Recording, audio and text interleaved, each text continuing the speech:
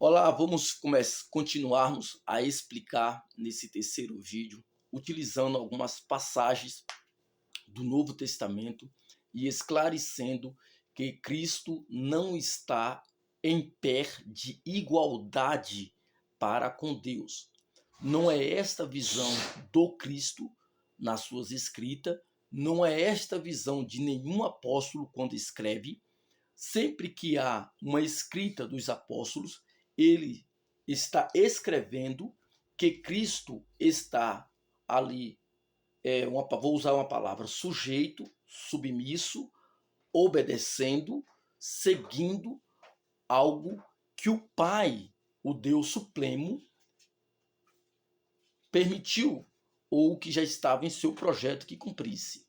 Quando observamos esses textos e que nós trazemos a esclarecimento da luz da Bíblia, ela interpretando ela mesma, não se vê uma hierarquia trina formando uma operação para que possa categorizar um Deus. Isso é politeísmo. Aqui nós vimos os atributos de Deus em Cristo, uma essência de Deus em Cristo, mas não dá uma titularidade de um Deus ou de que é Deus.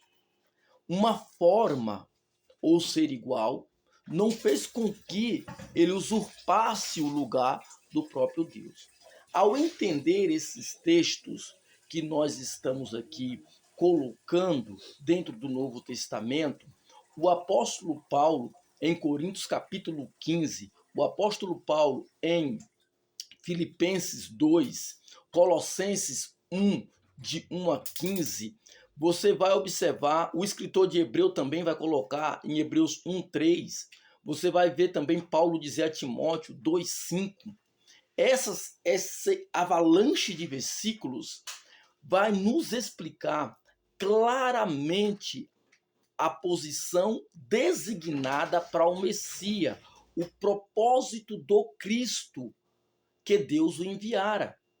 E aqui, neste propósito, não é apresentar-se Jesus uma igualdade, em pé de igualdade a Deus. É apresentar um ser com a essência divina, com atributos da eternidade, de antes que fosse fundado o mundo, ele já existia, mas que o Deus Supremo é o único Deus. E que esse ser que está revelando Deus, assim como nós vimos no capítulo de João, no Evangelho de João, 14, 8 a 9, se você ler, ele vai dizer para os seus discípulos: estás há tanto tempo comigo e não me conheceste? Quem vê a mim, vê o Pai. Quer dizer, o Pai está sendo revelado em mim. E quando você vai ver o fechamento desse capítulo, ele está falando agora ali em uma unidade de concordância, uma unidade de comunhão, de vida, de propósito do Messias. E ele fala, como tu fala, mostra-me o Pai. Ele está falando, vocês não leram que o Messias revelará a essência do Pai? E o interessante, é bom estudar esse capítulo com a visão, como ele está escrito aqui, Cristo ainda aqui não havia sido crucificado. E aí ele vai dizer o seguinte: eu rogarei ao Pai. Se você prestar atenção nesse capítulo, Cristo aqui não está ali crucificado, não foi crucificado.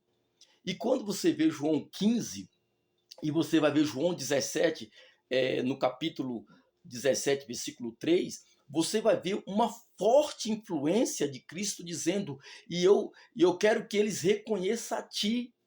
Né? Aí ele vai dizer assim, e a vida eterna é reconhecer a ti, no singular, como único, no singular, Deus verdadeiro. Aí depois ele vai dizer, e que me enviaste. Quando você vê João 10, 30, esse conceito esquece ou não fala para as pessoas ler o contexto todo daquele capítulo de João 10, do 1 até o 30. Se você querer economizar, talvez você não tenha tempo de ler tudo, você pega do 28 e vai ao 30, ou do 27 e vai até o 30. E você vai ver que Cristo está falando que ele e o Pai é um, mas antes o que ele cita do Pai? Em João 10, capítulo de número 10, versículo de número 28. O que é que ele vai falar? O que é que ele vai mencionar antes de que ele diga que ele e o Pai é um, né? Nós estamos aqui com a Bíblia Ferreira de Almeida, então nós vamos ver aqui, ó. Ele vai dizer assim, ó: as minhas ovelhas ouvem a minha voz, e eu conheço, e elas me seguem. E eu dou-lhe a vida eterna, e nunca hão de perecer. Ninguém as arrebata da minha mão. Meu Pai, olha, uma pessoa, né? Como diz a Trindade aí. Meu Pai que mais que mim, né? Aqui, ó, mas deu é maior do que tudo ou do que todos em alguma linguagem, e a ninguém pode arrebatá-las da mão do meu Pai. Eu e o Pai somos um. Quando você pega esse texto e você coloca a pessoa e os sujeitos, vocês vão ver que ele está mencionando o Pai, e eu e meu Pai somos um. Não quer dizer que aqui, esse um, ele e o Pai é a mesma pessoa. Não está referindo isso. Porque quando você vê João 17, ele falava assim: Pai, eu quero que eles também sejam um como nós. Assim como eu sou em ti e tu em mim, eu quero que eles sejam um em ti. Entenderam? Por que os trinitaristas ou os unicistas que querem pregar essa ideia não explica o contexto de João todo? João é um livro revelador, porém João é um livro que começa com prólogo, depois ele entra no corpo do livro e depois ele fecha com epílogo, o contexto do seu livro.